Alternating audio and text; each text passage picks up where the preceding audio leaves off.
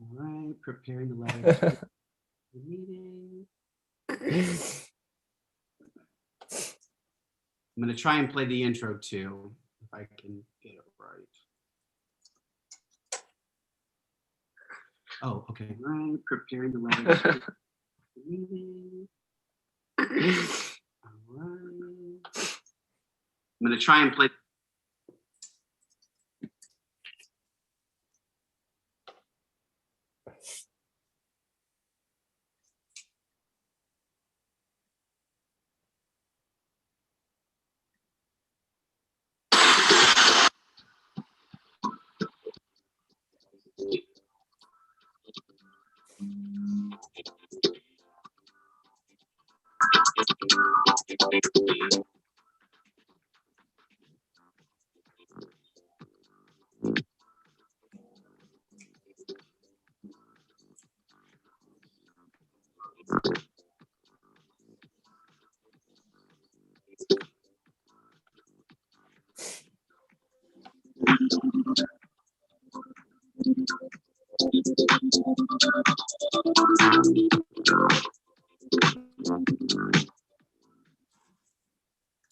Hello and welcome to Drag Race TV LA here on YouTube.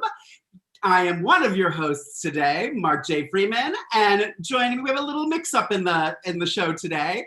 Joining us today are Miss Jayla Roxx. Hey, I'm back again. Ollie Drennan is here. Hey, Ollie Dreamer. yes. Hey. And Ronnie Jr., a blast from the past, has joined us to replace Miss Jacque Borosski. Say hello, Ronnie Jr. Yeah, taking it back to season 4. I'm the birth child of Jacque and Tez. What are you gonna do? Let's go. And before we even get into episode 11, Pop Goes the Queens, let's just say,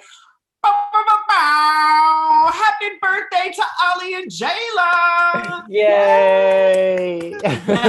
I love this time of year every year because like this is like our spotlight moment. So we're young, they're old. Yeah, I'm definitely 40, so I feel it. You guys look great and happy birthday.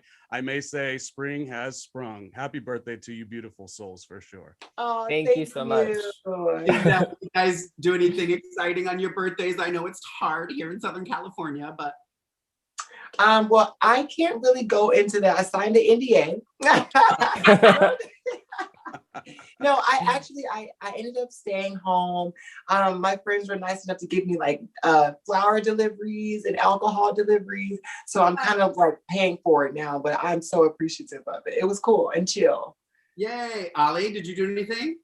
I drank a lot. Yes! So And that was it. From any other day. What? So not different from any other day. No, not at all. Right. Drinking right now as we speak. Now does everybody see the family resemblance?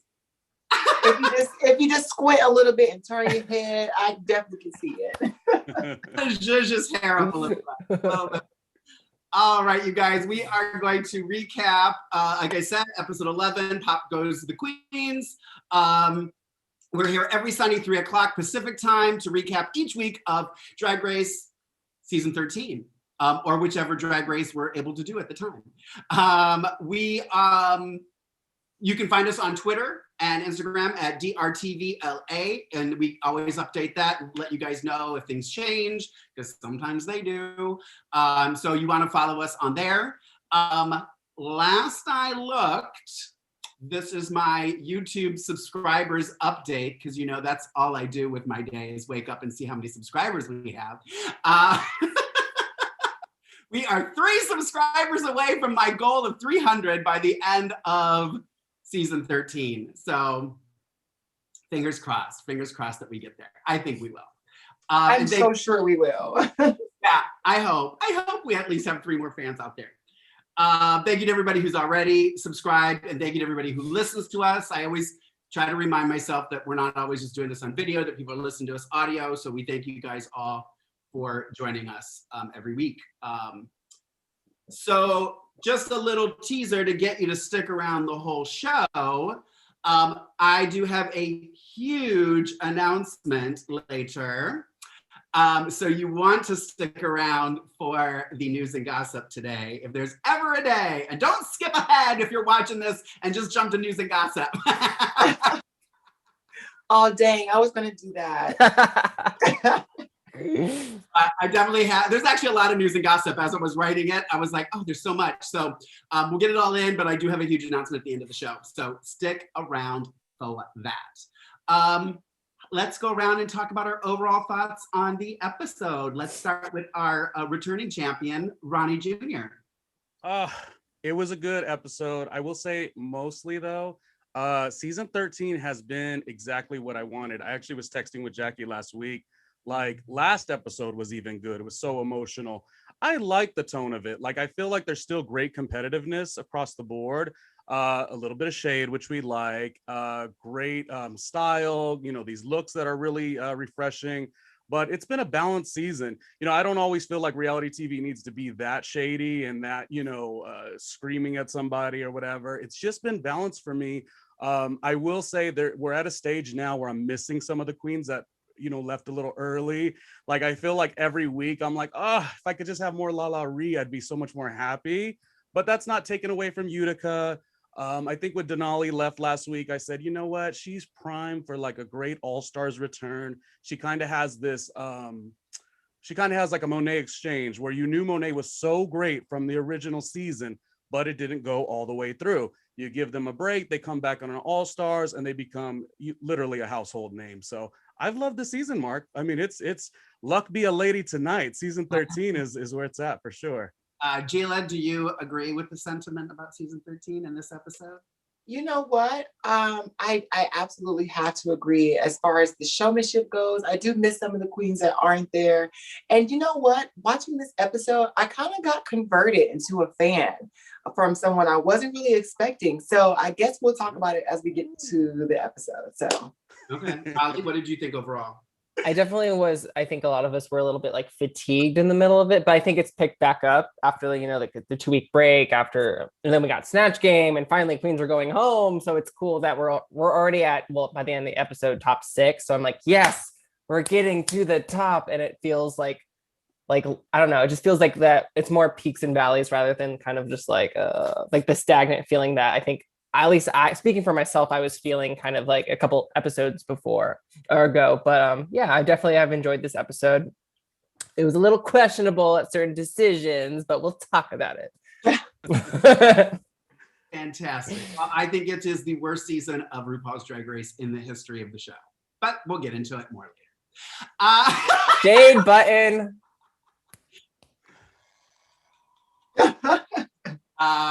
Yeah, no, I'm kind of done with it. So, all right. So previously on RuPaul's, tell us how you really feel. Keep that button handy. You know, I don't know if it's because I'm getting older that I'm starting to go. People don't need to hear your opinion anymore, Mark. So I'm just going to say what I think, and you can figure out on your own why and for what reasons. But I mean, you'll hear. I mean, I'm just going to let whatever. So previously on RuPaul's Drag Race season 13 was the 7th elimination of the season. Was the Maxi challenge, was the makeover challenge where Simone and Utica won. Denali sashayed away in a lip sync against Utica queen. And so 7 queens are remaining right now. There was really nothing before or after the challenge and early the next morning because it was all just Candy talking about Candy. So I'm going to skip it. The mini challenge was she gives herself enough airtime. She's not getting it on this show. The mini challenge was, are you smarter than the pit crew? Which, by the way, I thought was a lot of fun. Did you guys like? Agree. I just thought it was it. I don't know that have they ever really done it? Have they ever done a trivia before? I feel like they've Not done based on Like trivia. about the show? No. It's always a good idea when you have the viewing audience also guessing and the queens guessing. It's like this other world of Drag Race, and we're the fandom and we know exactly what's going on. I think they should do a lot more of that. Plus, we haven't seen any pit crew, and I believe the girls want to see some pit crew. So yeah, I thought that was actually a really smart move for this episode. Ollie, did you like it? I think they should convert it into like an actual challenge. Like not like I would love to see. I don't know how they would, but like maybe a fun Maxi challenge. I know we have the games. Like I like the idea of a game show challenge. We have like the All Stars Love. What is it called? The Snatch Game of Love, which I don't really like, but I liked it. Yeah, I actually just thought I thought it was cute. And you kind of went down memory lane with the whole show and with this season. So I thought it was cute. Like I said, we talked about this before, that a lot of the mini challenges are kind of like, why did we do that? Or it's to promote, a brand that has sponsored the show, which I get. I get it. We saw Wintergreen, little cameo. Yes. Surge? It's Surge, right? Surge, yeah. Yeah. That was cute too. I actually wrote that Sarge. down. Oh, Sarge. Sarge, yeah. Sarge, yeah. That was from Peppermint season.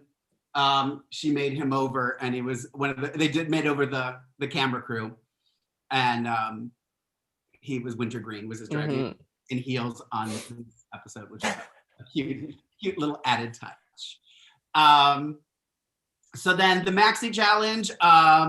Using all of their natural effervescence, the queens must create and brand their own soft drink. Come up with the name, flavor, design of the can, produce and star in the 45-second commercial that makes their soda pop. I could never do that. Yeah. And normally my mouth has no complaints, but I can't do that. I can't do the pop noise with my finger. One other thing that she did mention in the description was plus write a catchy jingle. We'll talk about this when we get more into the challenge, but I think that statement, I don't think all the queens did that, in my opinion. So I think that was something that kind of was overlooked in the critiques from the judges, at least what was aired. So yeah, okay. So preparing for the challenge and rehearsal. Okay, this is something, this kind of, well, no, let's talk about this first. They had a visit from Miss Jada Essence Hall. Yes. Which I think, and it's always nice to see. And since they can't be there because of COVID, because this was taped during COVID, they did video, which I think is great. I have a feeling they're going to keep using video. Aren't we all? Yeah. Well, I also think it might help them in the future to go, well, if we can get Cher to sit down for a video, you know what I mean? Like, yeah. I think the opportunities for stuff is good. What did you guys think of Jada? Seeing Miss Jada Essence Hall, who is just absolutely gorgeous. I think it was good because, I do have this sympathy. It's funny, Mark, you said season 13 wasn't your favorite, the one that you felt like you were getting older. I turned 40 and season 12 was not my season, with the exception of a couple of queens, one of those queens being Jaden. And I liked seeing her. And more than that, it was the fact that we all went through COVID. We all went through quarantine. So we forget that like these queens haven't had their shine time. They haven't had their big moment. So I actually, I want to see all the queens, even the ones I didn't like on season 12, which there were a lot of them. Not that I didn't like them, like they were bad. They were just a bit boring for me. But Jaden, it was good. I want to see all the season 12s, like just rocking and rolling, give them airtime, give the queens from season 12 more airtime. That's what I say. And Jaden is so delightful. She rose to the occasion. I loved her. I loved seeing her. The orange was beautiful. Don't have enough good things to say. I'm assuming you mean seeing them more on the new episode, or seeing exposure of any sort. If you do a Christmas special, give it to the season 12 girls. If you do, anyone who's been affected by, I can't imagine what that's like. Like you go out, you get this thousands and thousands and thousands and thousands of dollars, for what you are trying to do on the television show, and you never get to make it back. give them the airtime. I mean, obviously, like I said, Jaden is a queen anyway, so it's good to see her. But I have sympathy for a lot of those queens just because I want them to get the exposure. They didn't get to go through that great experience. I'm not saying the season 13 girls will either, but things are opening up, which is nice. But yeah, I'd like to see more from them. Mm-hmm. Ollie, what'd you think of Jada? Yeah, no, I agree. Like, I wish they would have done that even before this. Like, I feel like they need to incorporate the past queens who paved the way on to help inspire and give good advice. Like, not to bring up UK, but like, remember when they have Raven? Of course, Raven's gonna be on set, but it's just nice having that blast from the past. And it was like a year ago for Jada, but yeah, and it sucks. Like, I completely agree that season 12 started off on a really interesting foot, and then COVID happened. So it does suck that they, went through that and weren't able to tour and do all that during their season. So it definitely is good that they're having Jada being the winner as well, help give advice.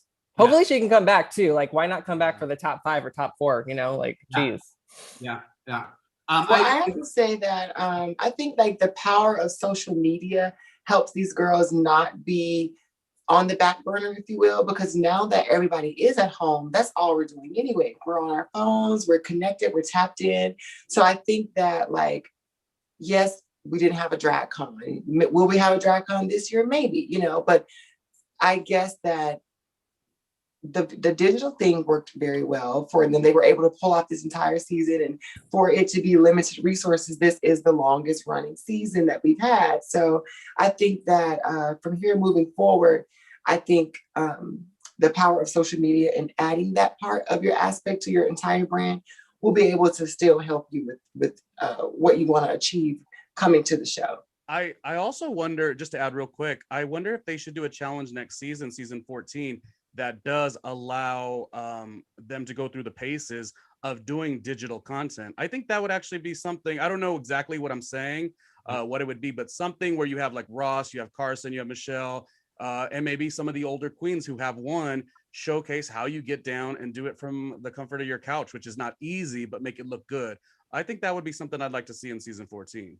Yeah, I agree with you, Jayla. I think, I say this all the time. I think that, and yes, COVID happened. Yes, they didn't get to do their tours and all the stuff, but they also got their 15 minutes, and some people's 15 minutes last longer than other people's 15 minutes.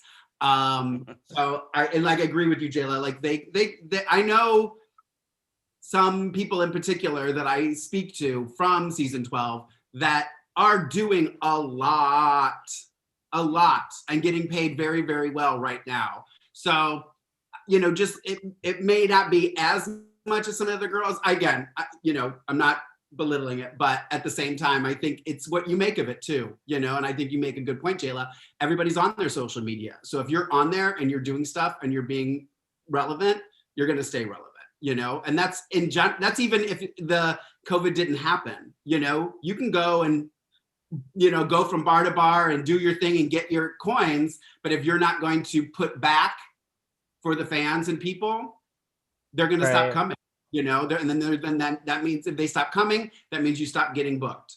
Take it from somebody who's not been on the show. You don't get booked. So yeah, I thought Jada's being a part of that was a nice little, I wondered when the alarm went off. I was like, oh, what is going on? Also, Carson and Ross helped direct the challenge. I feel like, you guys let me know if you agree or disagree. I do feel like, I said this before, I feel like the judges are being a little bit nicer, and I feel like they're being a little more helpful. Like, I feel like instead of just sitting back and kind of letting them crash and burn, I feel like they are giving constructive criticism on the runway for fashion and in these challenges. Jayla, you were nodding. Do you see what I'm seeing, or is it just me? Well, I agree with you, but some of it in the back of my mind is like, are you giving me what you think I should do, or does this really make sense for me? Because I could have this in my head, and then you say, no, do it like this, and then I'm in the bottom. I'm like, but Ross and Carson told me to do it this way. You know what I mean? So it's very like set up-y. So I thought that too. Ollie, what do you think of that? Nothing much, but it's interesting that you bring it up. It's obviously this is a season of love. They're gonna try to at least try to be seen like they're helping them out. But yeah, I love that Jayla also has like a counter argument to that. Like maybe they are, unintentionally screwing with, their thought process and what they're trying to portray. When really it turns out it could like basically what I'm trying to say is like their critiques could actually like make it worse, even if they're trying to help them out, because then the queens get in their head, oh no, my vision isn't what they're not getting my vision. And clearly some of the queens struggled with that. Yeah. Yeah. Ronnie, did you see that or no? I agree with you. Obviously we've seen a bunch of non-elimination days. Obviously it was 2020 when it was filmed, so the energy was challenging. So yeah, I think there was actual production meetings that did allow for more critique, more confident, assessment of how you could do better. But yeah, Jayla, you make such a great point. What if I'm a seasoned queen? I know what I'm doing. What if I'm Tina Burner, let's say, and I do know what I'm doing, and now I got to walk a fine line between what you think, what you think would bring out the best of me, but I also do know my brand for doing this for so many years. So both of your points are absolutely valid, actually. Yeah. Some of the comments in the chat, I'm just going to read some of these. Chucky Chuck, who we all love, says the new queens don't care about the show's history. Kind of agree with that. Or drag history. Sometimes I feel like they don't even really care about why this show is even happening, which I express my disdain for quite often. In regards to what you were saying, Ronnie, about a challenge, like someone's saying maybe a website design challenge or a cameo challenge. Maybe like they have to set up their own ring lights and stuff like that and kind of produce something for a digital thing, which I think are all good points. That was from Novell Koss. Thank you, Novell Koss. I always wonder if I'm saying his name right or her name right. And other thing that I thought was really funny with the actual challenge itself was that when they were done filming everything with Carson and they were getting ready for the runway, every one of them was like, I knocked it out of the ballpark. I just think it's funny how this is always that thing I always talk about is like, you need to have be optimistic and be proud of yourself, but at the same time, you should be realistic too. I don't know. I don't think we've also had a queen that says, I respect you guys for giving me the constructive criticism, but I'm going to do this the best way I know how. And I feel like they're all scared to say that because they feel like they're going to go home for standing up for themselves. Right. Because that maybe could be the real winner of the challenge. The one is like, you were the only queen to say, no, this is what I'm doing. And that's what marketing and branding yourself is about. You're the winner. You know what I mean? Not taking someone else and go, okay, I'll do what you say, because that's not branding. It's listening. Yeah. Jayla, you were part of our Drag Race UK season 1 recap, right? Yes. So this reminds me of what you were saying. Exactly reminds me of, oh my God, why am I drawing a blank? Oh my God, DDC. Oh my God. Davina De Campo, thank you. When she was shooting hers and it was like all the plastic bottles and she was the mermaid and and she was running around and she was doing the voiceover and then she was peeing in the bucket and they were all like, what is she doing? And like the way they edited it made it look like it was going to be this complete flop. She won the challenge. They all were like, wow, we stood out of your way. You did what you were doing and you knocked it out of the ballpark. So I know that just totally made me think of what you were referring to right there. It's like, yeah, sometimes you got to do that. If you know what's in your heart and you know that's something that you work for, because and you've heard this a lot with the queens who are getting eliminated in their exit interviews at the end of the show when they're writing, they always say, I thought I gave my best, but I guess it wasn't enough, or my best wasn't enough. Like your best was your best. You let them talk you out of it or water down what your best was, just so you can get moved out of the way. Yeah. You have to have that duality to know who you are versus what they're going to tell you. I think the key in that is maybe lighting up the room. I can't remember which queen it was, but it was on a season not too long ago where I think I don't know if it was Ross or Carson or Michelle, but they were laughing because they're like, oh, she's directing herself. So if you're able to go into that room, take their critique, do it the way they want, but then light up the room where you just keep going, it's kind of like, don't ask for permission, beg for forgiveness kind of a thing. And if you do it witty, you do it delightful, I think you're going to get a way to suffice the judges and also to suffice your brand, which ultimately, like Jayla says, only you know. Yeah. And that's coming from a brand guru, honey. Hey, bat me. Correction. There's a correction for me in the chat. Thank you, Adrian, Celeste. Vivian actually won that challenge, not Davina, which I thought personally Davina should have won that challenge. But you got to give certain people the win.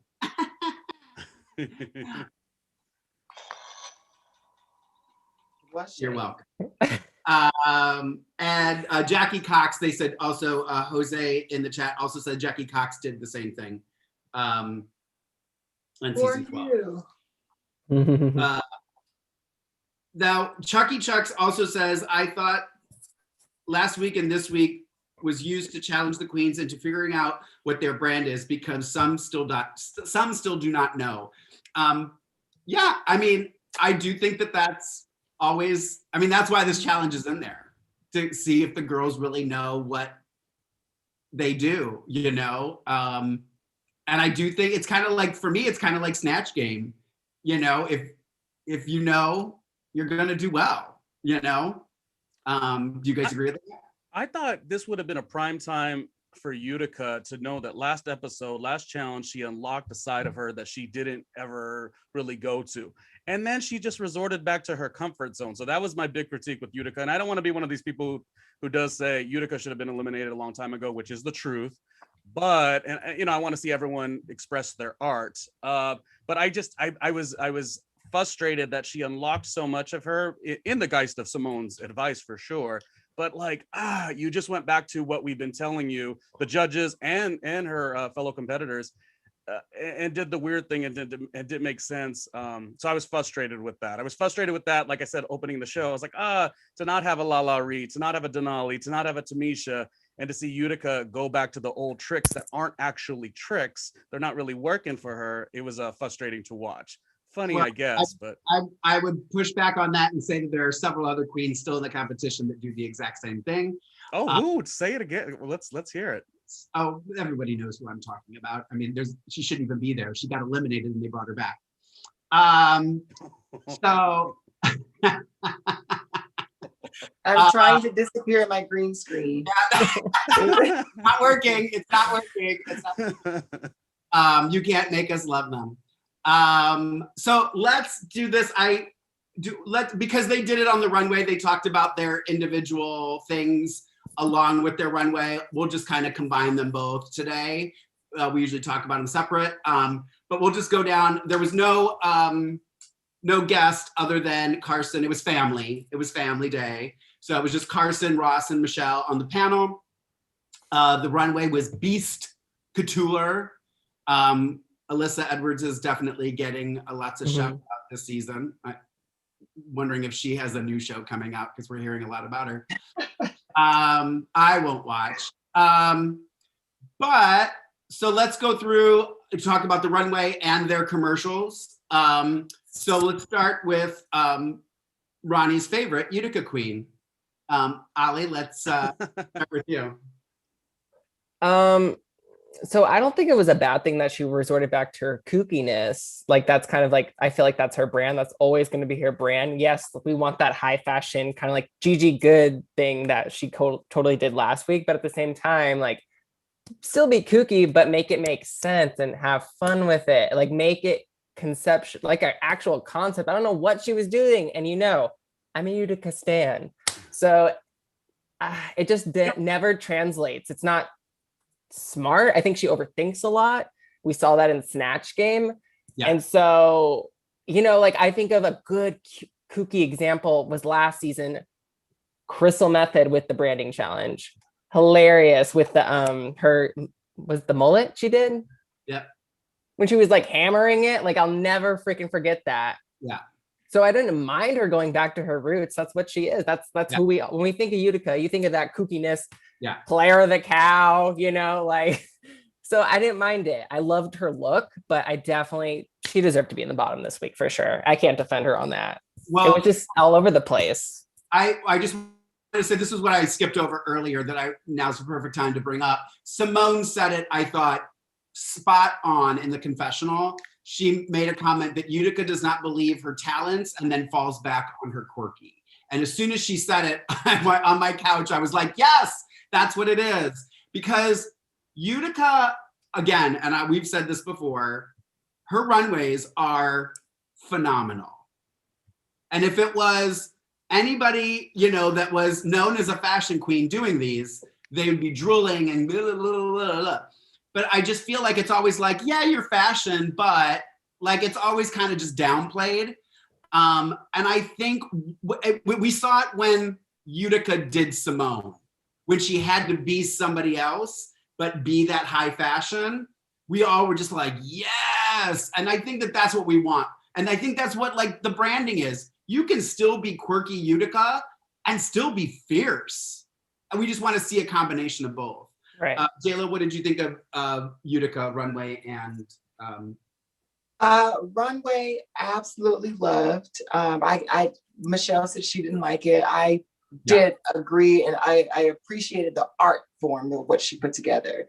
Now the commercial is going to be a hard pass for me. I don't get the like licking the can thing, or you know, but I feel like one of those judges to say, let her through, it's Utica. Yeah. You know, am I wrong for thinking that? Like, it's not that bad to where you're just like, oh, we hated it. It's just like, it's Utica. It's not supposed to make sense. Well, and again, it's having, this is what I was saying earlier, is they were all talking about earlier how they all thought their things were great. She at least could sit there and go, mine was the worst. I will be lip syncing. I deserve this, da da da da. I just like, again, I don't think there's anything wrong with admitting that you messed up and it's not good, you know? And I appreciate that more than listening to somebody sit there and act like their runway or their challenge was amazing and they should have been in the top. And we're like, no, girl, no. Ronnie, we already kind of know what you feel. Yeah, just simply, it threw me off in the challenge itself when she used the word sad twice in a matter of 5 words. That really threw me off. But yeah, I mean, that's the interesting thing about her. What was her profession? She's a seamstress. We do know that. So I feel like maybe she's so used to working under direction, and that's why we're having a problem, because Ollie did make some great points why she is so amazing, you know what I mean? And then yet why she misses the boat by resorting to her kooky. So it just seems like she's somebody who requires direction, and maybe that's why she's still lovable. But the idea that she gets a little bit of a pass because, oh, that's just Utica, it does, at this late in the game, it is a bit challenging because other queens don't get that kind of pass. Like, oh, that's just such and such. Like, she gets to always just not really bring it. So I like Utica. I have no problem with her. She's actually delightfully lovable, but it's definitely time to look at some stuff. I just want to read a couple of things in the chat that I think are really funny.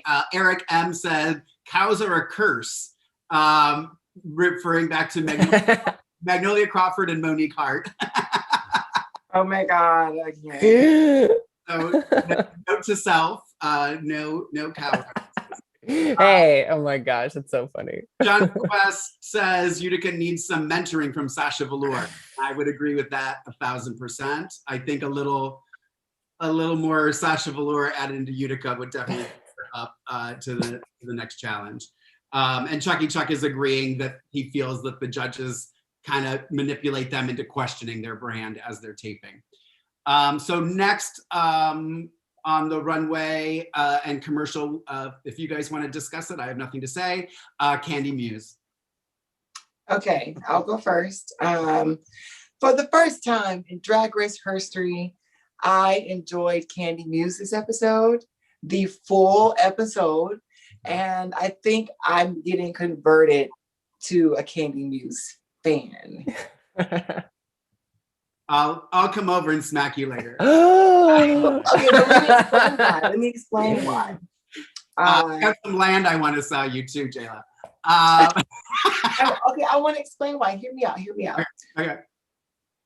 Candy Muse has gotten to a point now where she understands what they need from her, and they are like, because nobody else is bringing that. She is the person, because they're all admiring her or looking up to her. Even Ru is looking to her for answers about, let's shake this shit up. You know what I mean? So Candy understands her role in that entire, in the whole entire production of it. So I'm giving her her props for following through with that character and not apologizing for it. Well, I will say this then. I will say that she is a great reality personality. Whether she's a great drag queen, no, absolutely not. There's a big, and to me, that's a huge difference. And you're on a show competing to be the next drag superstar. So sorry. I mean, I get what you're saying though. I completely get what you're saying, but she's not here to compete to be the best reality star to get the most drama. She's here to compete to be the best on the runway in every challenge. And she's not good. Her runway is hands down the worst thing I've ever seen on Drag Race. It was a joke. And the fact that the judges are going to sit there and just go, yeah, I don't know. It's disgusting. It's absolutely disgusting. I mean, they've been showing their hand the whole season with who they like and who they don't. So, okay, I did say what I had to say. Ollie. I think I will say Candy did great, like in the challenge. Like I thought that was a perfect way to kind of incorporate. We all know sitting alone in the VIP, she kind of like tried. She's like, I picture her like in Brooklyn at the club. Like that's a perfect branding for Candy. Like, and I'm getting more like last week. I was like, I didn't really understand. I still was like, I don't really know who Candy is. Like, what's her brand? And then now it makes a little bit more sense. But I didn't really like her look this week. I don't think it was the worst though. The worst was LaLaurie's bags. What are you talking about? That was the worst. I'm sorry, LaLaurie, but that was the worst look in Drag Race history. But the yeah, fact that like had somebody else would have wore that green thing and they wouldn't have just laughed it off like they did her. So and that's where the inconsistency of the judging is, because it's like had God bless her soul, Chi Chi DeBane would have wore that on the season. They would have been like, oh, that's cheap drag. And and they do that. But for her to wear it and it's like, ha ha ha, it's ugly, keep going, inconsistency. Ronnie, go ahead. I don't know where to begin because I oppose some of the wonderful comments you made, Mark. Because I like Candy, huh? You're allowed to. And you have points for sure, but no, I have liked Candy. I don't think she brings drama per se. I understand that she is a dramatic person, but I don't think like that's her intent. She is a star. She lights up a show. She lights up a room. I mean, the show she used to do at Pieces in New York City, like she is just a phenomenal queen. And I think what I like mostly, let's talk about the positive, I guess, because I do admit the runway was a bit, I would have liked to see more for sure. But what I really did love about the challenge, maybe you could agree with this, is she had like almost like this meta thing going. Like her branding was to brand the VIP thing, which was good enough in the challenge itself, which only took us back to what her viral moment of sitting alone in the VIP, which I thought that was really good. And she's just so entertaining. I actually, Mark, do think she's a really good drag queen. She's fun. She's cutting edge. She's youthful. I think that's one of the things I usually have a problem with. Similarly to you, I like old drag better than the new drag. But I don't know. I've lived in New York for about 7 years on and off. So I guess I just feel more attached to that. Like that really speaks to me. You could call it crunchy, whatever you want to call it. But I don't know. I think a drag queen, there's so many different things to be judged upon, and she lights up the room. That's number one. Number two is she, I mean, she's gorgeous. Like I'd go to bed with Candy Muse for sure. But beyond that, I think she utilizes her body in a really wonderful way. We've seen a lot of bigger queens, and I struggle with weight myself, and I understand like proportions are so confusing sometimes. We've seen some bigger queens give us elegance as far as being a bigger queen. She gives sex, and I love it. I really, that's all I got, is that I really see that she's doing something different, and it's enjoyable for me. Yeah, I love Candy. Now the real question is, would you drink a warm milk soda? Hell no, baby. We gonna hard pass Miss Special K, love, okay? Special K, yes. All right. So next moment I've been waiting for. Moving on from Candy. Next up is Tina Burner. Can I go first? Yes, please. Like Jayla, for the first time in Drag Race history, I'm gonna defend Tina. I can't believe I'm saying this. Okay. I don't think Tina should have been the bottom this week. I think she had a good concept. Is like this housewife turned sexy, you know, like it was easy to grasp. I thought what the judges said about like, oh, we didn't get the name of the soda. But I think don't all like sodas like or products have like a catchphrase? Like she had like the hell yeah or whatever. And like and it was on the can too. Right. And so I feel like it was one of those moments where like they're trying to pick at, you know, play favorites a little bit, put certain people in the bottom, like save others, Gottmik, you know, but I don't think she should have been in the bottom. Yeah. I don't. Like I thought she did good. Maybe okay, be in the bottom 3, but I don't think she should have been in the bottom this week. And her runway? What do you think of her runway? I'm glad it wasn't red and yellow and orange. It was a different look for Tina. Was it my favorite? No, but I think commercial wise, branding wise, she was safe, you know? I'm defending Tina. I don't think she should have went this week, but just my opinion. Ronnie Jr., what do you think of Candy's runway and commercial? Candy again? Or Tina? Tina, you know, I'm not into the red, yellow, and orange also. So, I mean, there's a part of me that's like, oh, that's so awesome. She's like, hold on. That's our colors. I just realized. Well, it looks good as a background, not on your body. Too. I'm wearing red and yellow. What's wrong with that? Oh boy, you sensitive Sallies. You gonna leave me alone. Okay, so I like her. Our color scheme will change next week. Sorry. Navy blue and teal. No, so Tina leaving to me feels very sad, of course, but like Tina's such a winner. You know what I mean? Like I never want any of these queens to come on the show and then only use the show and not really give it their all and kind of have this mindset like, I do the show, it's okay, I'll make my coins elsewhere. I think Tina did want to win, but Tina didn't give us a memorable challenge. And I really actually last week was disturbed a smidge, and I like Tina, by the Mrs. Kasha Davis, you know, rosé look when it could have been a red, yellow, and orange to fit the brand. So I think it was her time to go. I think Tina's been in the industry for so long. So I want to see all the things that she does. She released a music video recently. She's one of the queens that I used to watch at the top of quarantine doing the IG lives. So Tina to me is just such a superstar. Sad to see her go. She's definitely primed for All-Stars, but even if she doesn't do All-Stars, she's going to be fine. She may have been in her head a little bit too much. You know, it's nice to be a queen that's young and has only done it for a couple of years or 5 years or whatever, because you don't have that insecurity. Like when you have done this for such a long time, you could get in your head like, this is my only chance. And I think that's what happened. But she was not memorable, and that was my only critique really for this particular challenge. Jayla, what did you think of Tina Burner?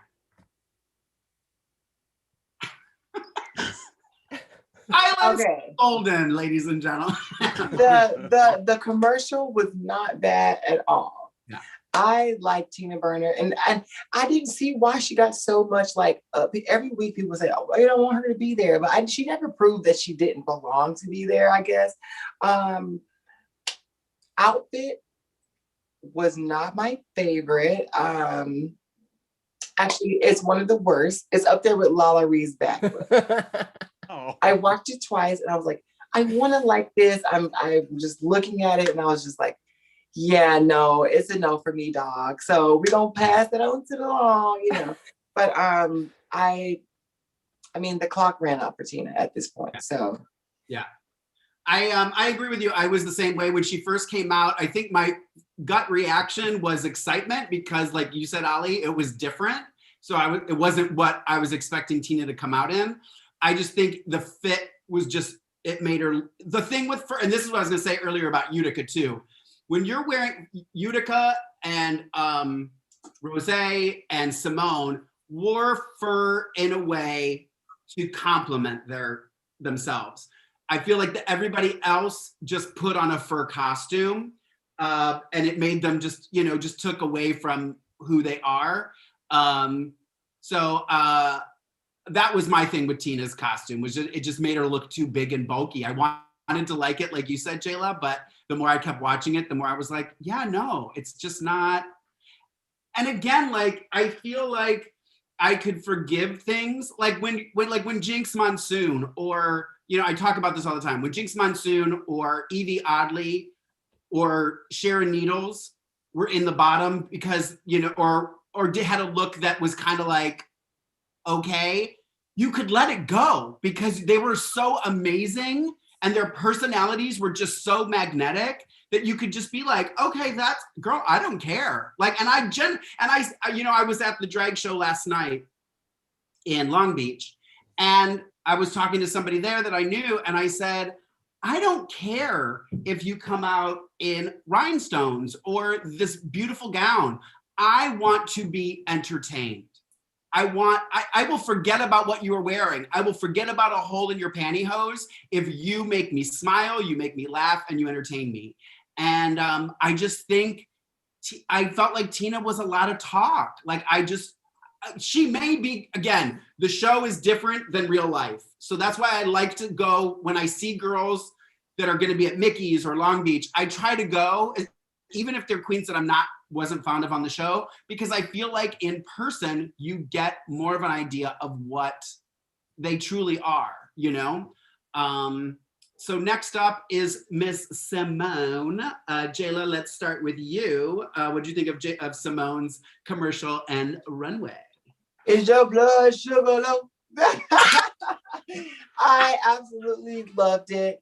Now, hear me out. Okay, here's some things that we gotta talk about. Okay.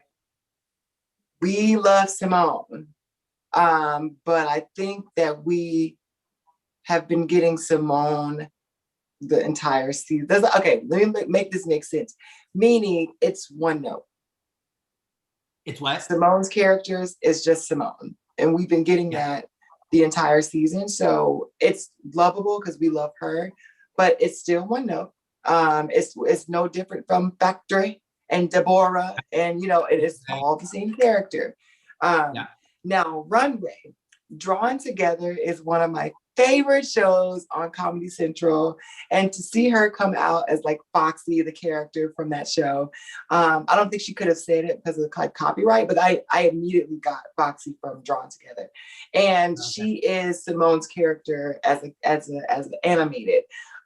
So it was good to see her play such an iconic Black queen like Foxy, and I immediately got it. It was really great. I really wish that she would have wore whiskers instead of just a face to be a full fox and not in a fox costume. But in time. Good. Yeah. Ronnie Jr., what did you think of Simone? Well, now we said it. Yeah, no, you are right, Jayla. Simone is so great, but it's like she is, you know, she's done so well for herself as being big on Instagram, big for memes, and that one dimension isn't always crossing over, as we've seen so many episodes. And another thing she does it well, but she takes from other influences and just plops it onto her. So it's like a take, which is fine too, but there is a craving, I think, that we all have for, as much as we love Simone, she's a great narrator for the show, she's funny, but it's like, now if we're gonna keep going to the top four, let's start arcing how we feel Simone relates to this and how she relates to, you know, being best friends with Gigi, and just something that gives me a little bit more of her versus all these iconic figures and then her take on it, because that isn't what this challenge is. But she is good, she is funny. I will say, if she does end up winning this season, I think a winter season, she'd be the first one, not the first, but one of the first ones to go. She just doesn't stack up to some of the greater queens, you know, going up against a Baba Violet or a Raja, she just wouldn't really stack up if she is the winner this season. Jada, however, would. So that's my only thing. I do think she probably will take the win if Candy doesn't, but nonetheless, she's got all the potential in the world. She's still lovable, but I do agree with what a lot of Jayla said. Absolutely. Ollie? I love the look. I've never seen the show Drawn Together. My dumbass What? thought, Oh my I've never seen it. God! I've seen like pictures. I've seen pictures. It's like the parodies of all the animated cartoons, right? Like Right. you said Comedy Central. My dumbass thought she was doing like Crash Bandicoot, like gender swap. Oh my God. But I love that look. It was so fun. I loved all the memes of like the furry community being like, but it was fun. Like Simone just knows how to like, that's such a crazy look that I was completely blown away from that look. It's something I wouldn't expect her to do. But I guess like she didn't do bad at all in her commercial, but like now that Jayla says it, I'm like, wow, it is kind of like this similar character. But I guess like I want to say this because I'm looking at the chat. So what I mean, like, you know, because this is a branding thing and that's what she wanted to give. But I think like one note and branding is two different things, if you will. So it could be, let's say, for example, I don't know what my example is. We'll figure it out. I'll tweet it to you. I'll tweet it to you. We'll talk later. Well, I think like I think my thing is like there was a double win, obviously. We'll probably talk a lot about it more, but I think like I love Simone's look. She had the best look this week, but I thought someone else should have just had a single win this week. Oh, okay. Yeah. Agree or disagree, but yeah, that's all. Single win going to Simone. Rose. Okay. Gotcha. At me.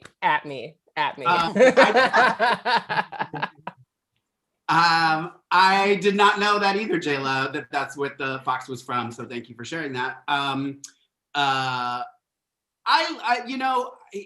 sitting here wondering, just thinking about what you were saying, Jayla, about her. And it is, now that you're saying that, I'm like, you're right. It is kind of the same thing every time.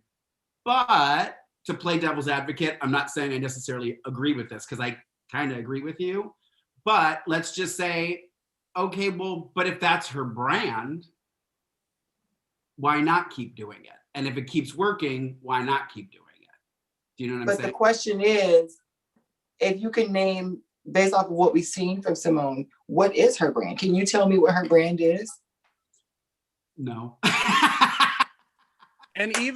we can tell she's funny and she does the shoulder and the mannerisms and we get that every week. So, but what is her brand? Go ahead, Ollie. Real quick, I will say, I think Simone's brand, at least if she keeps doing this similar character, it's funny. I think with like someone like, because I think also who's kind of suffering with this a little bit is Candy. Like I think Candy is kind of having this one note character as well. Agree or disagree? But like I could agree. Just with like that. because I think like at least in like Snatch Game, backtracking a little bit, she was Candy, and here she was, obviously Candy. But her brand is Banshee Girl from the Bronx.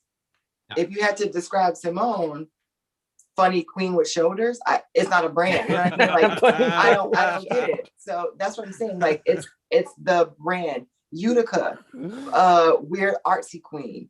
You know what I mean? Like, and then when we get to Simone, we just can't say what pretty black queen. Like that's not a brand.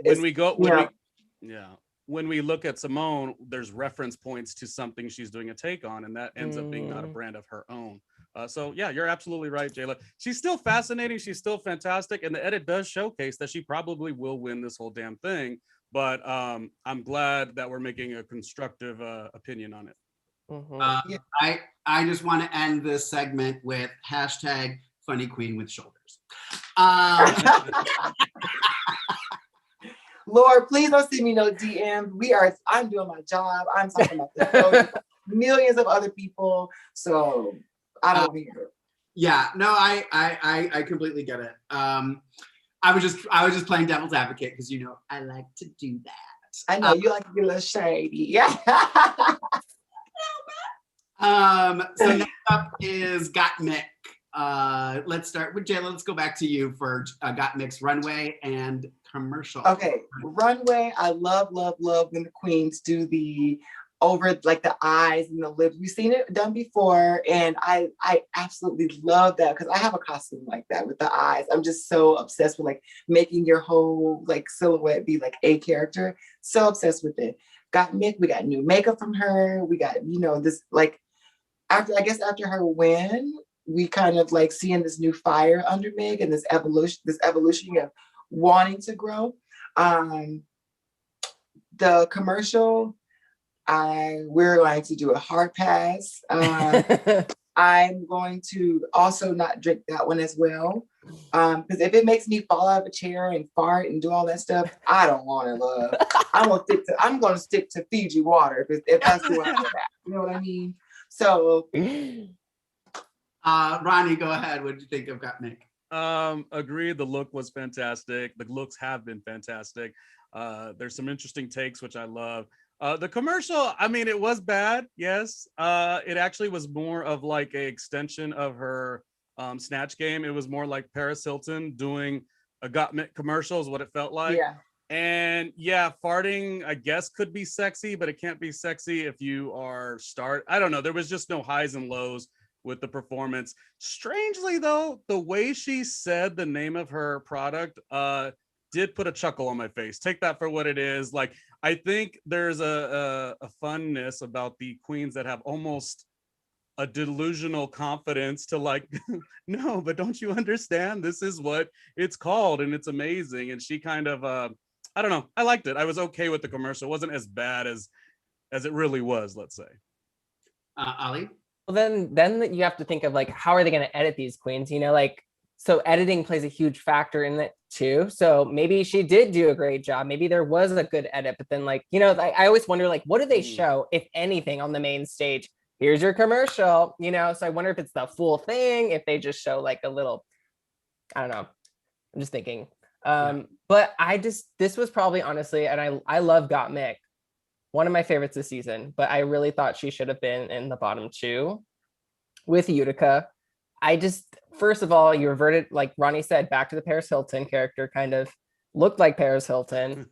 The name was Got Mick, Got Sex Juice, something like a long paragraph. I'm like, just say Got Juice or something like that. And it was like this delusional thing like Jinx did. Delusion with and back in season 5. But like, it was like not funny or good. And maybe editing had a play on it, I don't know, but I was like, come on, Got Mick, after winning the ball, Snatch Game, like I was surprised she struggled with finding a good concept for her, because I feel like she has such a good brand already. So I think she should have like been in the bottom and lit that fire under her ass. Like it was bad, but I think there's a little bit of a charm the way she said the name of her product. Just to me, you know, that delusion, her actual delusion of no, but this is actually like the hottest thing on the planet. I thought it was charming. I guess that's what it was. It was bad, but it was a charming commercial, and I still was okay with it. Yeah, and I loved her look this week, by the way. I agree with Jayla. Loved her look. It's like her looks always save her. Yeah. Novelle Koss in the chat said exactly what you said, Ollie, that her commercial was basically a remix of Jinx's Delusional. Literally, as you were saying it, it popped up on my screen. So you guys were literally on the same exact brainwave. I thought the commercial was I just did it like it just didn't make. I knew what she was going for, but it didn't translate. Again, it's, you know, we want you to like this person, so we're gonna not say it's as bad as it is. And I liked the look. Was it Beast Couture? No, not in my opinion. Like it seemed more like Muppet. It didn't seem Beast to me. That's all I gotta say. Next up is Olivia Lux. Ronnie Jr., you wanna start with Olivia Lux? Not much to say other than she's been such a great character, but there's been a couple challenges that are getting more difficult for her. So I would be sad if she left. Like, I don't want any queens to go, but it might be close to her time. A lot of unmemorable moments for me. The runway, I don't know if that was a reference, as Jayla was saying, there was a reference to Simone's look. I don't know if there was an actual reference with Olivia. I want to say that her reference was a take on Monsters, Inc. Oh, okay. Oh, yeah. Mike and Sully together. She had the blue and the green. So okay. See that. I never watched cartoon as a kid, and I definitely don't watch cartoons as an adult. So it was cool, but it just I I would hate to see Olivia go, but she's had a great season, so that's what I think. Ollie, what do you think about Olivia?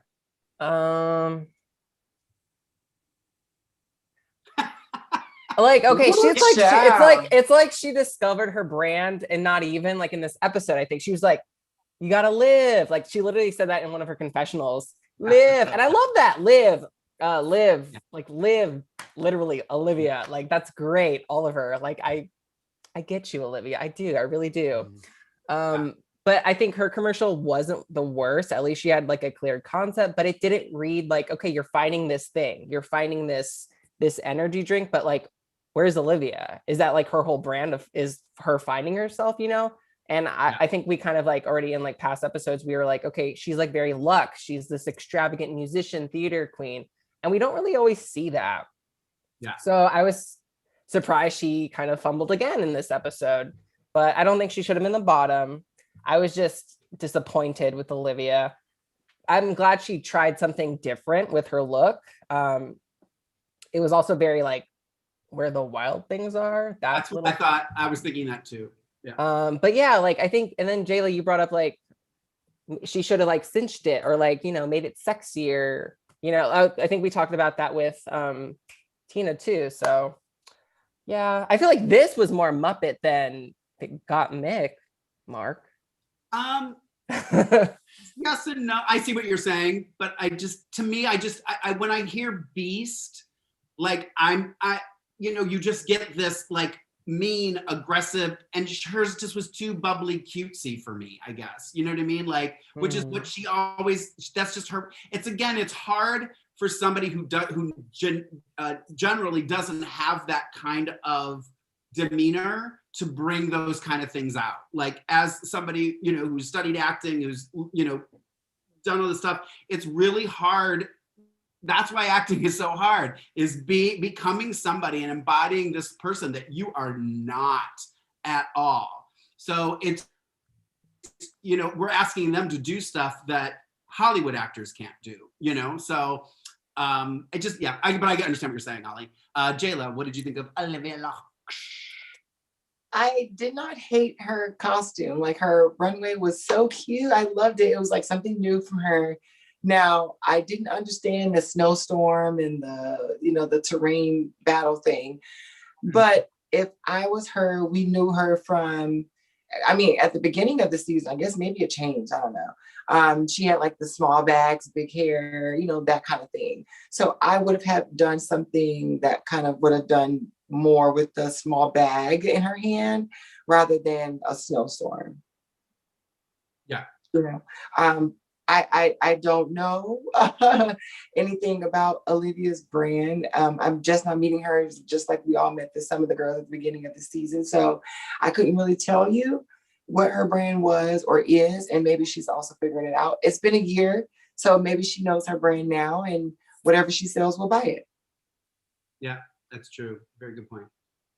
It was just kind of like, it wasn't horrible and it wasn't great for me. I think it was just poorly acted. I think it was poorly constructed. I think, again, she had an idea. It just didn't come across in the commercial. And last but not least, and following that comment, I think is the complete opposite of what I just said with Olivia. And I will say this, like Jayla and Ollie earlier, I'm having a little bit of a, wow, Rosé was really friggin' good this week. And that's the first time I think I've said that in this whole recap. Her runway blew me away. And even the way she walked on the runway wasn't what she normally does on the runway. And and this is what I was saying, is I love that she played off of the fact of the things that she's been criticized for in her commercial. I thought it was absolutely brilliant. I thought it was well acted. Just the flow of it. Like, she just got it. Like, I'm going to do this. I'm going to do this. I have the little jingle at the end. Like, it was literally something I could see on TV. I thought this might be a turning point for me and Rosé, but we'll see. We'll see. I don't want to jump the gun. Ollie, what were you thinking? Like I said, I thought she did amazing this week. I think there should have just been one winner, Rose, the look, it was very like him from Powerpuff Girls, something that you wouldn't expect from her. I thought the commercial was just so funny. And we're finally really seeing the clown that Rose keeps saying that she is. We saw it first kind of a little bit in Snatch Game. And then this is when she just went full force, didn't care about looking ugly with her face.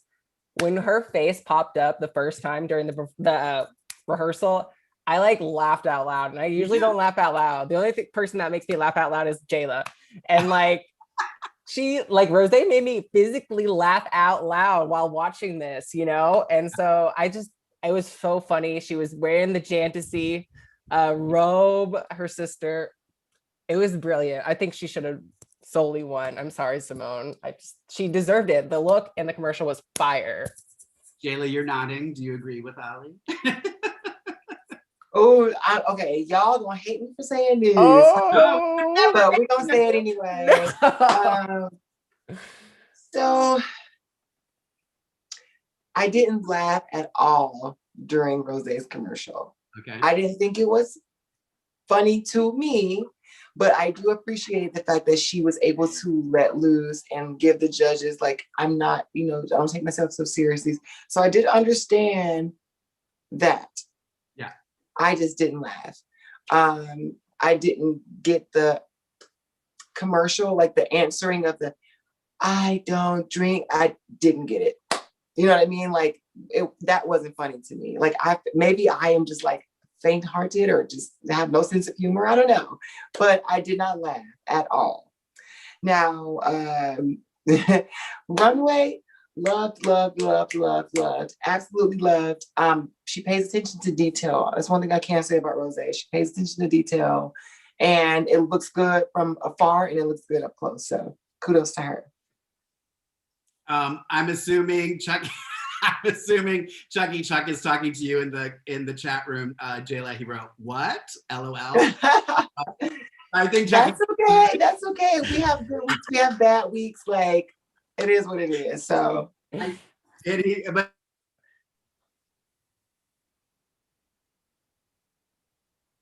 Is he frozen? Oh no. are we froze? Jayla, you froze Mark. Face crack. The new meme. Yes. Yes, Okay. we're good. You're back, baby. Okay, now I just got a message that says my internet is unstable. Same. After the fact. No, I was just gonna say real quick before you go, Ronnie. I also think Rose may be peaking at the right time. You know what I mean? Like I feel like when they peak towards the end is always like a good thing. So we'll see. Go ahead, Ronnie. Sorry, I just want to get that in. No, you're right about that, Mark. Rose to me wasn't necessarily dropping the ball early. It always felt like she was on the verge to connecting. There is a part of you as a viewer. I think Jackie likes Rose quite a bit, and I actually did too. But there's part of you as a viewer that's like, she's so close, but she hasn't really like crossed all the T's and dotted all the I's. So I was very happy to see her have a great challenge.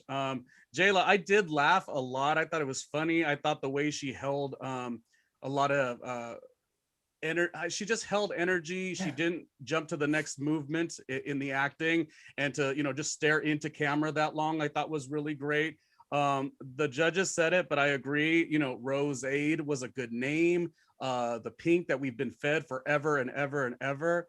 And then the contrast of that wonderful runway. I mean, those sexy nails, and the, I think Mark mentioned the walk was really, she wore the garment. So it was fantastic. And I was glad to see her win. And that's something to be said. If you don't rock it at the beginning, when are you going to step up and shine? And we haven't, there was all those big tool moments and no silhouette. And now we got it all. So yeah, I'm glad she won. I mean, I'm glad she tied. One. Yeah. Okay, before that's everybody. Before we go any further, just a reminder to please like, share, comment, rate us on iTunes, all that good stuff. We love you guys. We do this for you guys. So please do us a favor and go in and rate us 5 stars on iTunes. You'll be fan of the week. Guaranteed, even if you write something nasty, you guys just have to give us 5 stars. We don't care. I have no shame. I'm not going to speak for everybody. So basically the tops ended up being Simone and Rose winning the challenge. Utica and Tina were in the bottom two. Olivia, Gottmik, and Candy ended up being safe. The lip sync song was My Humps by Black Eyed Peas, which I'm totally I'm so happy they're like digging through stuff and finding some really fun lip sync songs. Like there's so many times I'm listening to my music and I'm like, why don't they do this? Like, and it's like someone's one hit wonder. So we know that they're not charging $1 million for them to use it. So I liked the song. I don't know about you guys, but I liked it. I'm a Black Eyed Peas fan and a friend. Yes, I am. Yes. I'll reshare my photo with Fergie later. That was when she was in Wild Orchid before Black Eyed Peas. Oh, the 90210 days. Yes. Yeah. So Utica, Shantae, Utica stayed. Tina sashayed away, and 6 queens remain. We're down to 6. Friggin' finally, episode 111. Some mirror moments and untucked things to discuss. We did hear from Candy about being gay bashed in school by 3 guys, and her arm was broken and she has a scar on her arm. We never, obviously that's, something we all, I think, in some way have kind of encountered in one way or another. Never good to hear, but always kind of helps make them seem a little more human.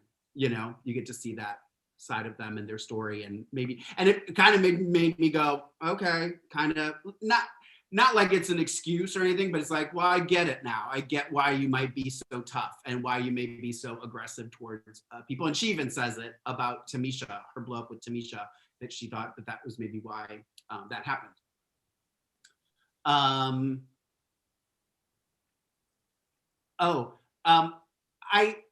also, I like that Utica in the Untucked, like I said this before, she called herself out on her commercial, but Rose kind of did the same thing, that she needed to loosen up, and she needs to, I think, and I do feel like, I'm hoping it clicks with her and she does the rest of the season with the same kind of no abandon, I'm just going to be me. If they don't, if they don't like it, they don't like it, kind of thing, which I think is the kind of attitude you have to go. You can't go into this show, I feel like, and Jayla, you might be able to good one to respond to this too. I feel like you can't go into the show worried about the edit. Like you're never going to. It's like, you're never going to predict the show. You're never going to know how and what you said, because it's been, 8 months since you've done it. So all of those things, and people try to protect those narratives, and that's what gets you sent home early, trying to be too reserved, because we don't need people that aren't willing to share, because we have 8 hours to be here. We got production people waiting and standing on their feet for the entire 8 hours, and you give me nothing. Yeah. Bye. Do we think that Olivia has a little bit of that too, in a nice way? I think she had done something on this episode and somebody called her out, not in a bad way, but saying, something had happened, you're in the bottom 2 and you're still the same one dimension of happiness, which is great. It's good to be grateful. But I think that would when they all said that she should go home. Right, and her eyes were still bubbling and she was still giggly. It's like she was giving us miscongeniality in one of the darker moments. I mean, is that good, positive thinking, or is that she's also like protecting, as you just said, Jayla, she's protecting how she wants to look on the edit? I don't know the answer to that, but it's something to look into. And there's also a thing called toxic positivity as well. It's like, Yes. So I think it's a little bit of both. Okay. Yeah. Well, speaking of Olivia too, there was also another kind of went around the room again of who's their biggest competition, and she was not brought up, and that bothered her as well. She did win 2 challenges. She's got more wins than Utica. Rose now just has 2 wins, and she already had 2 wins. You know what I mean? So and again, we only see what they want us to see. We don't know, but I think these kind of moments, you see that maybe what we are seeing is what they were seeing too, because I feel like people watching kind of forget about Olivia. And when I talk to people, they go, who am I forgetting? I feel like it's always Olivia that they're forgetting. So I feel but like they were standing her at the beginning of the season. Right. When she was winning, they were standing her. And that's so funny. We're forgetting about her and she's won 2 freaking challenges. That's so crazy. But then there's already her storyline to get into the top 4. If she is in the top 4, she's the underdog. People are gonna like not take her seriously. And then that's her motivation to, slay the competition.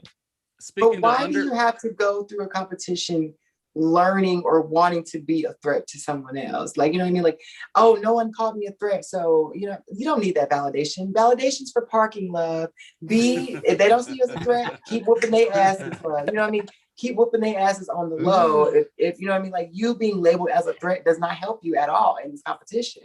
They don't give a damn. If you go up there and say, well, Olivia's a threat, they're gonna go, okay, like, you know what I mean? Like that doesn't do anything. So you saying that, or you having people having fear about your art, it's not needed. I'm gonna say, yes, this underdog thing is why she was able to, as you guys stated, like get so much love at the beginning. But the thing about the underdog is it's cool and all, but I don't know. It's just, of course, you have nowhere to go. You have nowhere to fail because you're just like kind of like whatever with it. I personally, I don't know if it's an unpopular opinion, but I get a little frustrated for the New York queens who come into this with confidence, who have been put through their paces, who know what they're doing. And again, I to a degree, I'm a New York City bitch, and I just get really frustrated that every season, the New Yorkers have to get critiqued almost more difficult in a more difficult manner than people that are just like, oh, flase da, like it is what it is, and I'm just here to have a good time. I mean, I don't know, Britta went through it. Of course, she obviously didn't do great, but I think it started by her being so confident. Tina was so confident. What is wrong with that? If you're out there competing with the best queens in the world, why shouldn't you be able to come into the competition and have that energy? Why do you have to be, again, unpopular opinion, but I've seen so many New York City drag shows that I'm like, how could you tell me if I'm a queen that's rocking it at that level, I got to be equal to the energy of Calorie Kardashian? Get the fuck out of here. You know what I'm saying? No diss to Calorie, but my point is my point. And I only... Oh my God. But you know what I'm saying? Like, I'm a queen that just barely started and I gotta, you know what I mean? Like, Calorie has to get the same amount of equal... Y'all know what I'm saying. Y'all know what I'm saying. This is what I think too is part of it. Is there are absolutely fierce, amazing queens from New York, but when you start saying safe to come back, yeah, okay. We lost Jayla for a moment. She ran away with Calorie Kardashian. No, what I'm saying is, I even like this. It'd be like, okay, so I will say there are fierce New York queens, but when you start, because there are 3 or 4 queens in New York that are fierce, that if you start doing drag in New York, that makes you fierce. No, that I disagree with. And I think a lot, especially these younger ones, or they go, well, I'm House of Aja, I'm fierce because she's been on Drag Race. I'm from New York, so I'm fierce. No, what makes you fierce is you. And you making people want to come back and see you.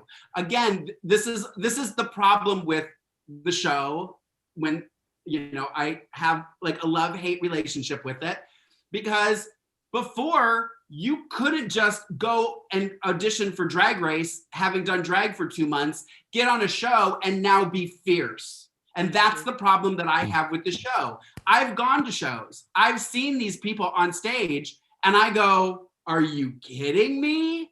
Like, this is who you cast instead of me?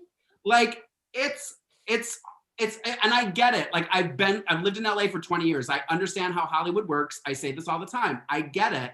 It's just frustrating when, because of these, they check these little Hollywood boxes or these drag queen boxes, that automatically makes them good. And I don't think that's what you're saying necessarily, but that's what I'm thinking as you said that. Well, I agree with you too. Just because you could get pretty and, get huge numbers on Instagram, that doesn't give you validity. What I'm mostly saying is it seems like over the last couple of years, this wasn't always, but over the last couple of years, the New York City queens are getting a weird edit or a weird frustration by the other queens because they're so confident. So it's not saying I perform in New York and I'm therefore better. It's saying, this is where my dilemma is.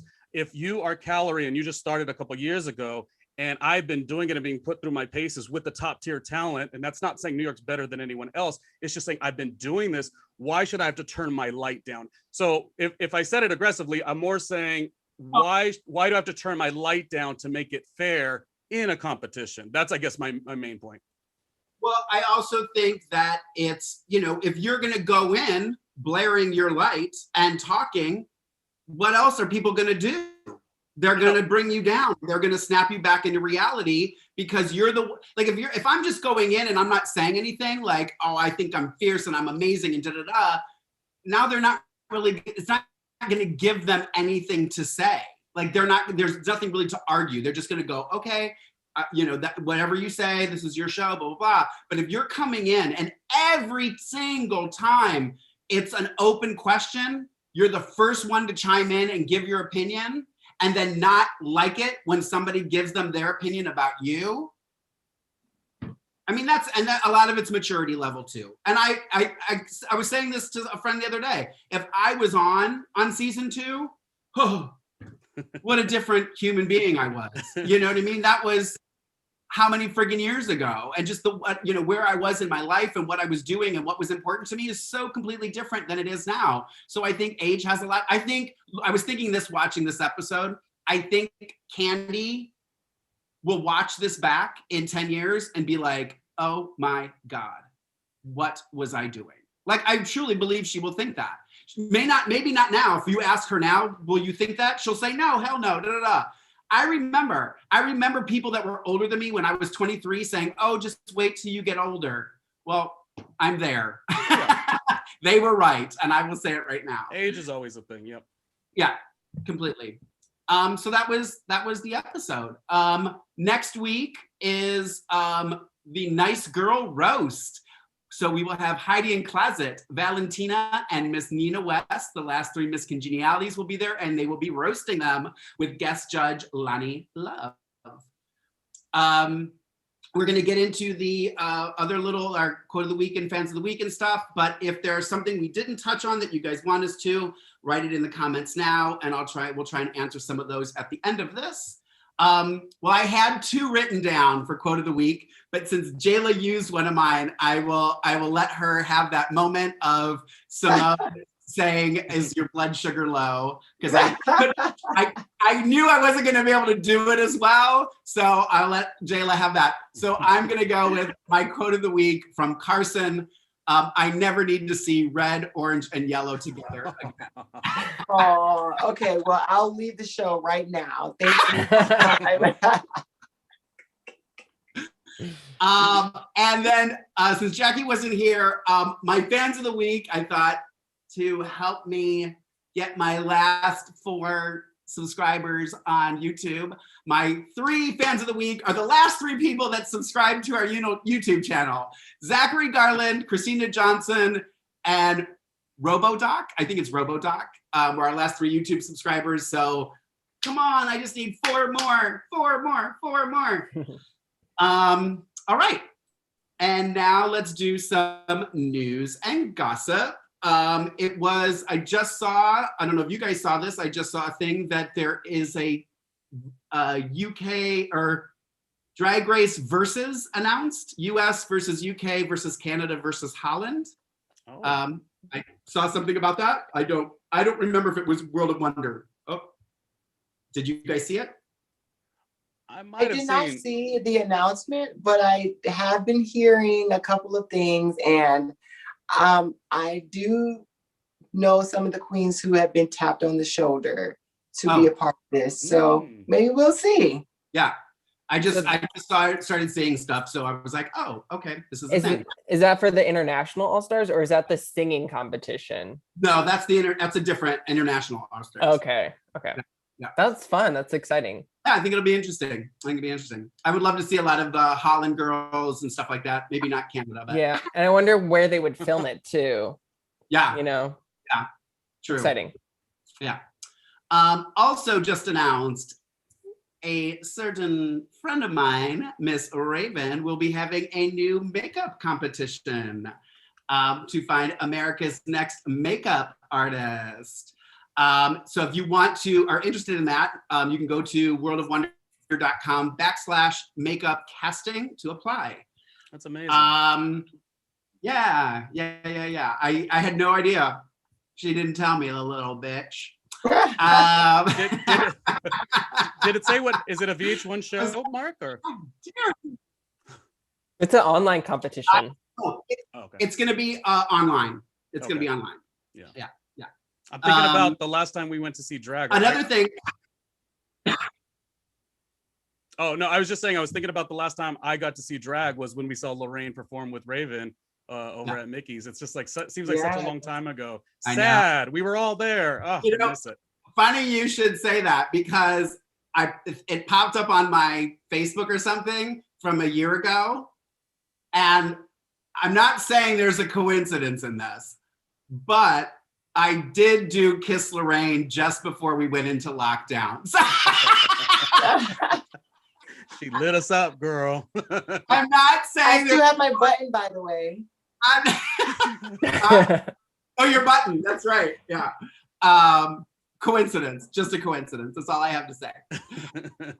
Another thing that I thought was really interesting, I don't know if this is real or if this was kind of a joke, or maybe it's his assistant, but did you guys see that Dr. Phil is a fan of Drag Race and was live tweeting the episode? Yes, and I had to see for myself because Dr. Phil's my homie, so we right here, we friends. So I did not expect him to do that, and I went to his Twitter and I was like, oh my God, this is real. And I'm so glad that he's able to enjoy the show just like everybody else did. And also to go back to the pit crew game, Alex Trebek was a big fan of Drag Race. So this was kind of like a nod, because they've done crossovers before with Drag Race and Jeopardy. So I thought this was a great nod to them and the late Alex Trebek. So yeah. Get ready for that Dr. Phil challenge next season. I didn't know that either. He's going to be a guest judge. He's going to be a guest judge. Yeah. Tomorrow, Ollie and I will be doing our UK Series 2 wrap-up. We're going to wrap up the last 3 episodes from Drag Race UK. If you guys want to join us, we'll be on here again tomorrow at 3 o'clock, Monday at 3 o'clock. I won't spoil who wins. I'll give you another day to watch to see if you haven't watched it yet. And if you haven't, shame on you. I don't know how you could miss it, but we'll talk about it tomorrow. And I put the link in the description of this episode if you want to grab the link for tomorrow's episode. And if you want to share it, me and Ollie would love you forever. And I think there may be a certain drag queen coming to help you, Ollie, tomorrow. So just be ready. Who? Consider yourself warned. She got some new Bat-Me cosmetics. That's a tease. Get ready. She's got a new wig, new makeup. She is ready. Tez's interview with Tamisha Iman is also linked in the descriptor. If you haven't watched it, please do. It's fabulous. Also, my interview, very short interview at DragCon 2019 with Karen from Finance. She's going to be on season 1 of Drag Race Down Under. That's also linked in the description. If you guys haven't seen it, go watch it. And do you guys have any news? I know Ronnie, you have something you wanted to promote as well? Oh yeah, just everything that I'm doing is at randomlyronniejr.com. There's 3 series there. It's Randomly with Ronnie Jr., an interview series, very behind the music meets true Hollywood story. With that, I interviewed Peppermint a bit ago. She was actually my 2nd episode, so it was very sweet of her. She's somebody who I met in New York City years ago, back in 2011. So it was very sweet for her to do my early episode. And then there's 2 other series. One is called Pop Culture POV, which I believe Jayla is going to join me at some point. Hopefully Ollie and Mark, you can too. And then I started a new one called Difficult Podcasters, which recaps Difficult People, the show that was with Julie Klausner and Billy Eichner, and it's super fun. And we have our first sponsor. So, baby, let's get it going. RandomlyRonnieJr.com. Yes. Maybe one day I'll dash some Bat-Me cosmetics on the old mug. Let's see what's good. What's good? Yes, go ahead. It's not for the what you say, not for the weak and faint-hearted. Okay? Let's go. I got it in the mail. So there's a comment in here real quick that somebody says it's what is their name? Oh my gosh, Hessa Classic says, what if Raven's show is to find someone new to do Ru's makeup? Well, I'm gonna tell you right now, I can guarantee you that's not what this happens. Right, she would be stupid to give that check away. Yeah, she's not gonna be giving up that job, but nice thought. Let me see. You can see I'm holding off to give you my big news. Somebody, they teared up on the finale of UK. Jayla, what is your prediction for the season 13 finale? A live finale like we used to, or over Zoom like last year? Oh, okay. I really do think that they're going to do a live finale, especially now that, people are getting like vaccinated and people are taking this seriously. We're flattening that curve like we've always been trying to do. I think it's going to be very limited, but I do think that we are going to have a live finale this year. Hopefully, maybe with like I said, limited guests, limited seating. Probably just the press will probably be there or something like that. But I do want to see them back on that main stage at the theater and do it like old fashioned. Yeah. Another question for you, Jayla. Okay. Does a drag queen need a brand? Does a drag queen need a brand? I don't think so. I think that you don't need to have a brand if you are, it also depends on what you're trying to do. If you want to be a entertaining, like let your brand speak through the art. So if you're an entertainer who knows how to dance, then you will be that person. So there's a difference between owning what you do and what your expertise is, rather than being thrown in a box. Like Ross said earlier, he's like, I threw you in a box because I figured this is where all you're going to give me.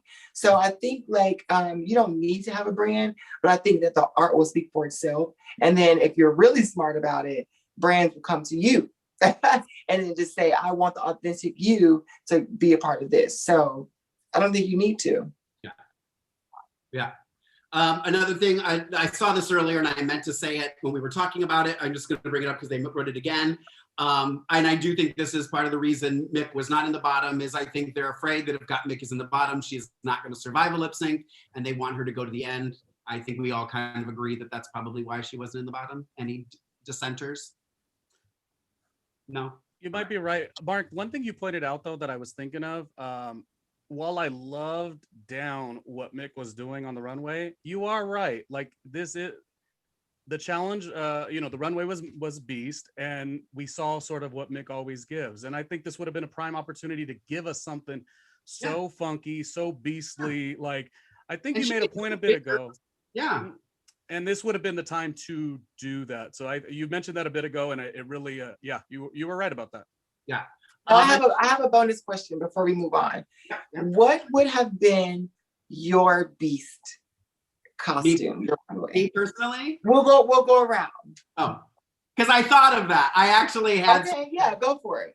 But I'll go last. Go ahead, Ollie. Do you know what you would do? I don't fucking know. I don't. I'll think. Go someone else. Ronnie? Well, it's only four. Okay, well, I will go first then, so I'll give you some. So I would wear something very high couture, and I would call myself Miranda Beastly. Wow. I love that, and I might steal that.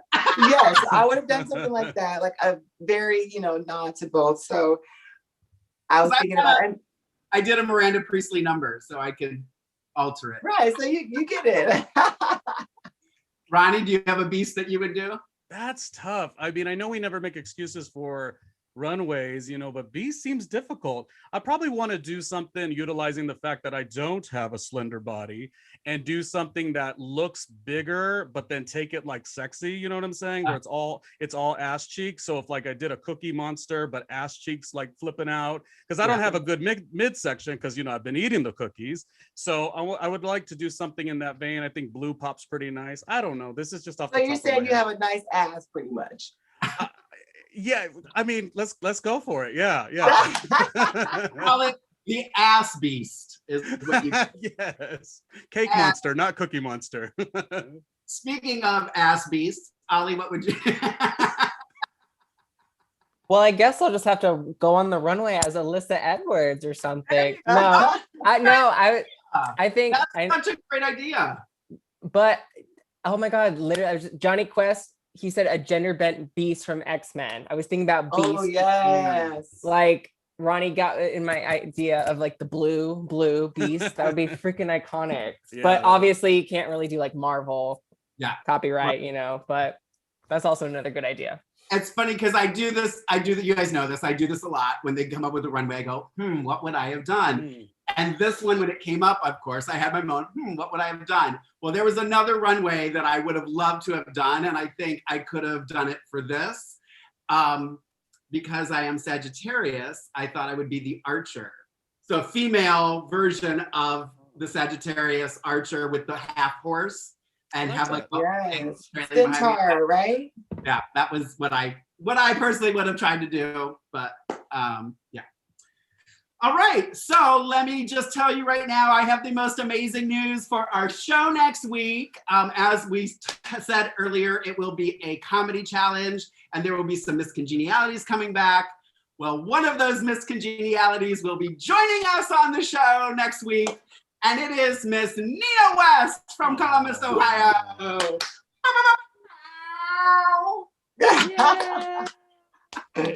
Now, keep your fingers crossed. I told her, I'm like, look, I understand if you get like a last minute booking, something that pays. So it could potentially not happen. I will apologize in advance if it doesn't, but she messaged me and said it's on her calendar.